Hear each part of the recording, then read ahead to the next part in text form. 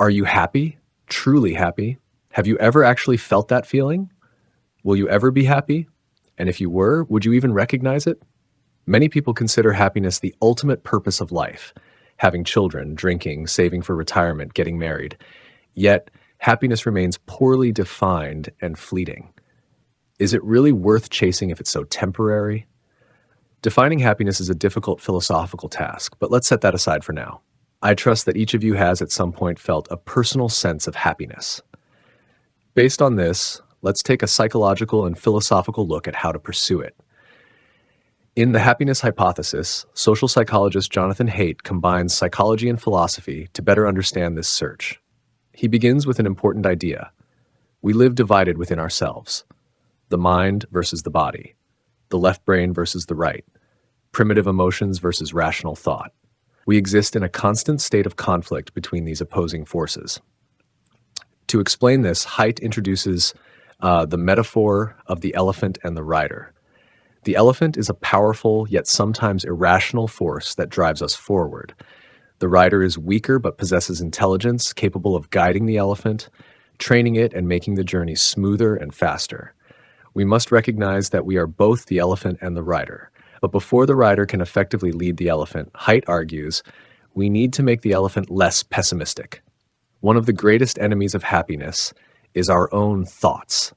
They constantly burden us with worries, doubts, and insecurities. To some extent, this is the result of our evolutionary negativity bias. The elephant, by default, pays more attention to the bad than the good. And for a good reason. If we only noticed pleasurable things, we wouldn't have survived for long. This is largely due to our limbic system, particularly the amygdala, the brain's alarm center, which has direct access to any potential threats in our environment. It changes the way you think.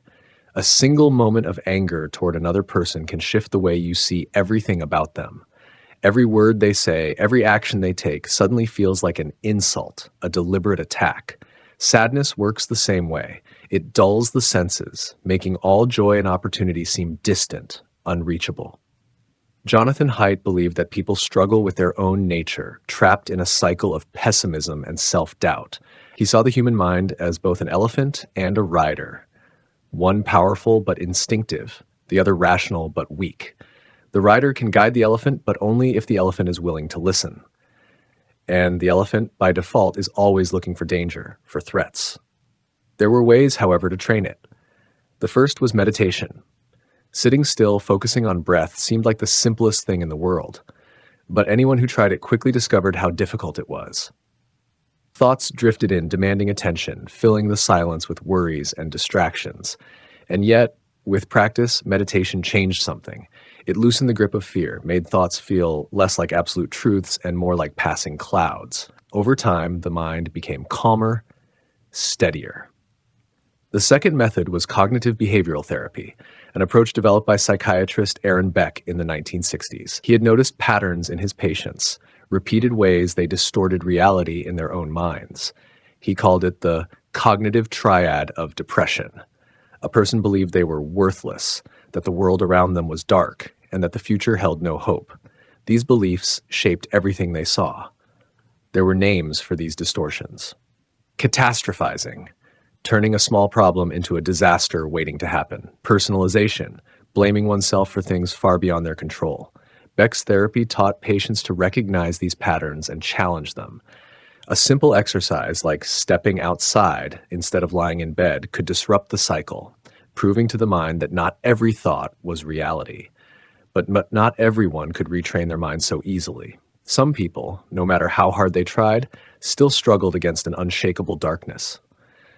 For them, Haidt suggested another option, medication. Some brains, through no fault of their own, were wired for negativity. For those people, a simple pill could do what years of therapy sometimes couldn't. Studies showed that SSRIs, selective serotonin reuptake inhibitors, could be as effective as therapy itself. Yet this approach came with its own controversy. Some saw medication as a shortcut, a way to avoid the struggle that supposedly made happiness meaningful. Others feared something deeper, that these drugs didn't just lift people out of depression, but changed them, altering their personalities in subtle but undeniable ways. Even those who had always been emotionally stable sometimes found themselves feeling something unfamiliar, a sudden, unexpected sense of flourishing and confidence. At this point, Haidt poses a question. Does this sound like progress or like opening Pandora's box? But before answering, consider this. Which of these ideas feels more true, to become everything you can be or to stay true to who you already are? Modern culture encourages both relentless self-improvement and authenticity. People want to grow and evolve, yet they also want to remain themselves. The contradiction is often resolved by thinking of progress as a form of authenticity. Becoming better feels like becoming more real. Haidt challenges this logic, especially when it comes to the idea that using antidepressants somehow contradicts one's true self. But let's assume for a moment that pessimism has been overcome. Negative thoughts no longer take control. Is that happiness, or is there more to it? Stoicism and Buddhism offer a different answer. Their teachings, especially in today's world, suggest that happiness comes from letting go, from releasing attachments to external things and accepting life as it is. True peace is found not in chasing pleasure, but in learning to live without needing it. Stoicism, in particular, describes happiness as ataraxia, a deep, unshaken calm. Not the excitement of achievement, not the thrill of success, but a steady, quiet contentment. Do not seek to have events happen as you want them to, but instead, want them to happen as they do, and your life will go well, wrote Epictetus. In this view, happiness is not about changing circumstances, but about accepting them fully. Haidt, however, believes Stoicism and Buddhism may have gone too far. Happiness can come from the outside world, as long as one knows where to look. He calls this the progress principle. The elephant, he explains, doesn't just experience pleasure when it reaches a goal. The real joy comes from each step forward, from knowing that progress is being made. This idea is supported by research on happiness. People feel a rush of excitement when they finally achieve something, but that feeling fades quickly. What lasts much longer is the sense of moving in the right direction, the pleasure of improvement itself.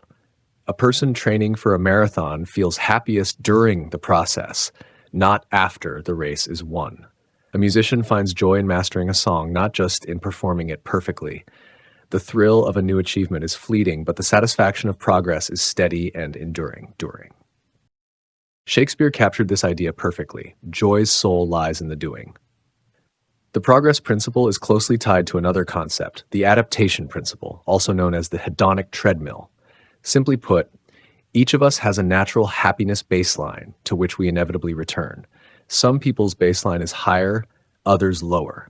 As soon as the excitement and satisfaction of reaching a goal fade, we immediately set a new one. The feeling of accomplishment is always temporary. This effect is even visible at the neurological level.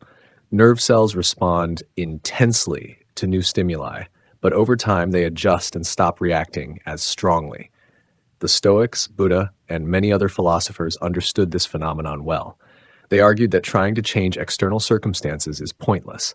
A person will never feel content if they are constantly chasing something new. More than that, the Stoics insisted that we should only try to control what is truly within our power, our thoughts, emotions, and reactions. External circumstances, on the other hand, should be accepted as they are. This perspective aligns with a major finding in modern happiness research. Genes have a far greater impact on happiness than external conditions.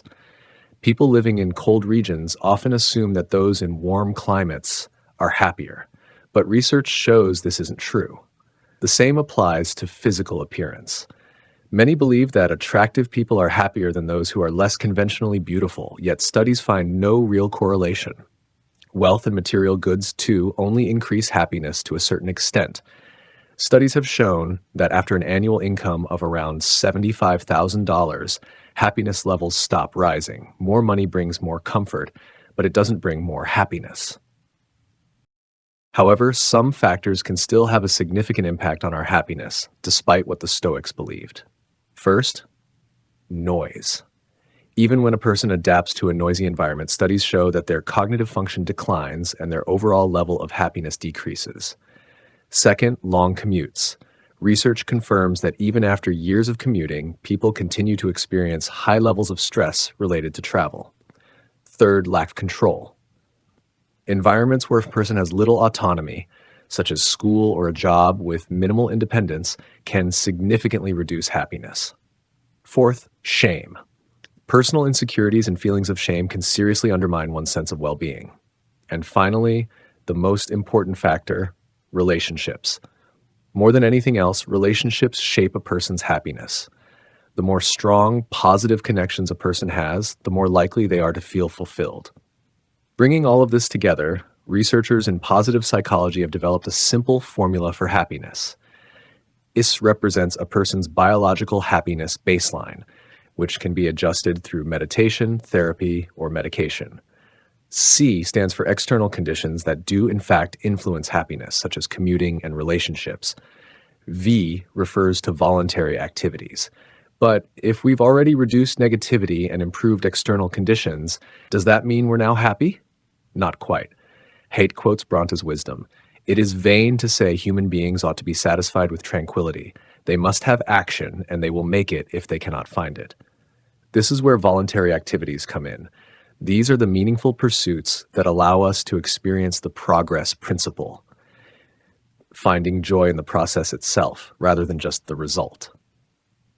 Nothing illustrates this better than the concept of flow, a state of deep immersion in an activity that is challenging but still matches one's skill level. Flow can be experienced in sports, deep conversations, creative work, or any activity that requires full concentration and a certain level of mastery. Activities that fully absorb us offer something far greater than simple pleasure. While they can bring moments of joy, they provide something deeper, a sense of true fulfillment. Pleasure is fleeting, a sensory delight that fades as quickly as it comes. It brings excitement, but only for a moment.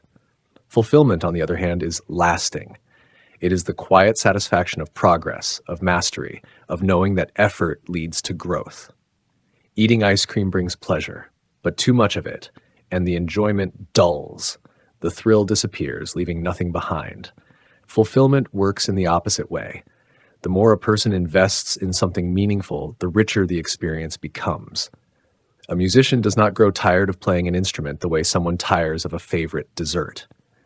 The more they play, the deeper their connection to the music, the more satisfying each note becomes. Happiness, then, is not something that simply happens. It requires understanding. A person must first accept that their mind is both the elephant and the rider, one powerful but impulsive, the other rational but weak. The rider can guide, but only if the elephant learns to listen. And that, Haidt argues, takes work. The first step is retraining the elephant, softening its natural tendency toward negativity. Thoughts shape experience. A mind weighed down by fear and doubt will see only obstacles, but a mind trained to recognize thoughts as passing events rather than unshakable truths becomes lighter, more open to possibility. Meditation helps. Cognitive therapy offers tools to reshape old patterns. And for those whose minds are naturally wired for pessimism, medication may provide a necessary shift. Yet happiness does not come from within alone. The world around us matters. A person might fight to reshape their thoughts, but if they spend their days in a noisy, chaotic environment, the strain will still be there. The brain does not simply adjust to noise, it suffers from it. The same is true for the exhausting grind of long commutes, the frustration of a life with little autonomy, the heavy weight of shame. These things do not disappear just because someone has trained their mind to be stronger. But if a person can change what surrounds them, if they can find a place where they feel at ease, reduce the stressors that chip away at well-being, then happiness becomes easier to reach. And once that balance is in place, the final piece falls into place: action. Charlotte Bronte once wrote, "It is vain to say human beings ought to be satisfied with tranquility. They must have action, and they will make it if they cannot find it." Happiness is not stillness. It is movement. It is the pull of a meaningful pursuit, the immersion in something that demands attention and skill. Athletes feel it when they run, artists when they paint, writers when they lose themselves in words. This state, what psychologists call flow, is the purest form of presence. It is not about the end goal. It is about the act itself. And that is the secret. People do not chase happiness. They create it through what they do, what they build, what they love. But this is only the beginning. Because happiness is more than just a feeling. It is love, it is virtue, it is meaning. And that is a story for another time.